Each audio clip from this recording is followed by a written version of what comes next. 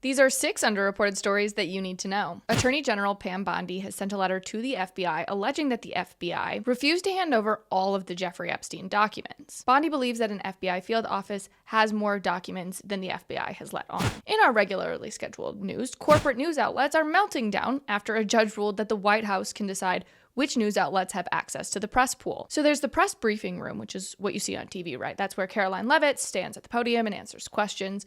And then there's the press pool, which follows the president around in the Oval Office on Air Force One and at press meetings. So this story references the press pool, not the press briefing room. And what traditionally happens with the press pool is that a group called the White House Correspondents Association, which is an institution in DC where you buy into membership with the group, they act as a middleman between the network outlets and the White House. But in the Trump administration, they are doing away and trying to circumvent the WHCA and invite in more media. Next, Jeff Bezos announced that the Washington Post's progressive opinion page will shift to writing about free markets and serious subjects. This prompted the opinion page editor to resign because he was not 100% behind the idea of publishing pro-free market opinion pieces. That tells me everything I need to know. Moving on, an international aid group was outed by a DC news outlet called the Free Beacon for openly supporting the terrorist organization Hamas. The Free Beacon's reporting on the International Committee of the Red Cross now has Senate Republicans reassessing whether to continue funding that aid group. The ICRC then reached out to the Free Beacon